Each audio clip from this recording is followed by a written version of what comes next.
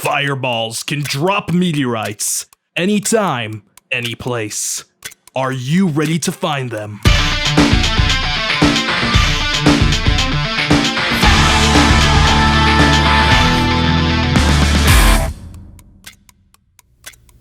Hello Earthlings, Fireball Steve here, inviting you to join our exclusive Fireball Steve All Sky Camera Network. If you've watched our previous videos, then you are trained and ready to chase fireballs and find meteorites. But what if you're getting impatient for a fall to happen near you? Well, for just a couple $100, you can buy a low-cost security camera system like this and join our Fireball Steve All Sky Camera Network. It is our goal to build a network of do-it-yourself fireball camera owners all over the US, and hey, maybe even all over the world, so we all can find more space rocks. With a security camera system like this one, you can catch most, if not all, the fireballs within a few hundred miles of where you set it up. As we were discussing in earlier videos, triangulation is the key to being able to pinpoint where meteorites land. When we know with high certainty where a fireball starts and ends, we can narrow down where surviving rocks may have landed. Stationary videos are excellent sources of this data, and video can also show us if it looks like there was a lot of fragmentation or not very much. We can have a better idea if there might be a few or a lot of meteorites from the event. For today's project, you're going to need external security video system, a video monitor, a level, compass, screw gun, extra screws, carpenter square, string, a pen or marker, and extension cord. And for our use, a 15-inch square 3/4 inch treated plywood, small wood for leveling, sandbags, and sand. We are going to use a very low-cost, weatherproof security camera system like this one. And at the time of production, this unit only cost $229 from Amazon. We are expecting technology to advance, and so quality and prices are subject to change over time, and we will update in the description below the links to which items we feel are the best value at any given time. And as a disclaimer, the link provided may provide us with an affiliate fee on your purchase. You'll want at least a 1080p camera setup with at least a 90-degree wide field of view, so all four cameras will be able to pick up 360 degrees around the setup.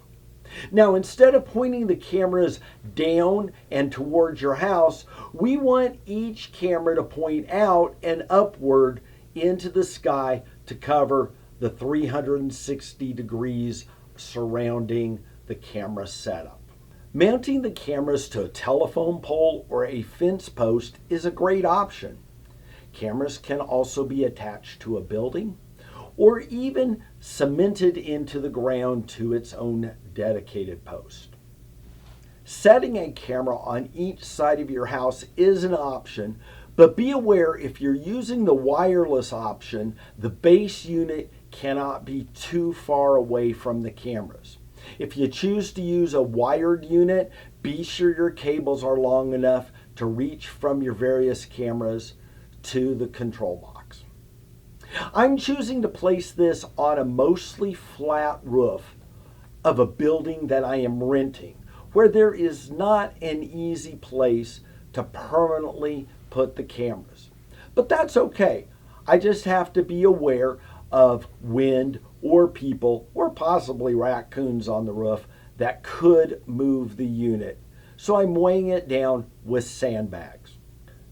I'm using a 3/4 inch treated piece of plywood that is roughly 15 inches square. I've drawn a square and some lines on it to help me square up where I want to place the cameras. We want to attach the cameras to the board, and then we want to line these up facing as close to due north, due south, due east, and due west as possible. This camera's view will arc up 65 degrees of view from the bottom to the top. And we want this to be placed close to a 33-degree angle so as to just grab some of the horizon, but mostly be catching the largest swath of the sky possible. So we got it almost all done. Everything's set up. I'm using the compass on my iPhone here to line it up with north and south, up with the lines here. And a couple things I did forget. Probably want to run some electrical tape around this or some silicone to keep this waterproof. Also, this is going to a power strip over here, and we'll want to duct tape that up into there, possibly get another sandbag and put it down just to keep that dry. And but we're lined up here, and as our dilemmas with our horizon being blocked, we got a hotel to the one direction of us, the mountain to the other, a little bit on the building here, but we can adjust this once we get down, take a look at the monitor, adjust them up to get as much of the sky as possible, be able to zoom in on certain stars, be able to get the direction on this pinpointed exactly, so when fireballs happen, we can pass that information on and get the triangulation. This setup will produce a bit of a blind spot straight above, but if a fireball crosses over the top of your cameras, first, congrats. Any fallen meteorites will be landing really close to you. But you will have to rely on 2 or more other neighboring stations a bit farther away pointing towards your spot for triangulation. But if you're so close that the fireball is above the view of any one of your cameras, this is where your audio recording will be very valuable, as sonic booms that are extremely likely to show up on your footage, we can take the timing of when the denotations occur visually until the shock wave of the sonic boom hits your system's microphones, and that can give us valuable information to calculate the flight path. If you feel like splurging, you can purchase an extra camera and point it straight up in the air and plug it into your system as well. Next, power the camera up, and we'll get some fine tuning with a compass and get them as close as we can in the direction we want them pointing. The cameras don't have to be pointing exactly north, south, east, and west, as long as you are aware precisely of what direction they are facing. So when you do capture a fireball, we will know what to compute. Screenshots at night can locate stars in your camera's field of view to help us know exactly the direction your camera is pointing and what degree each pixel is on the compass from your station.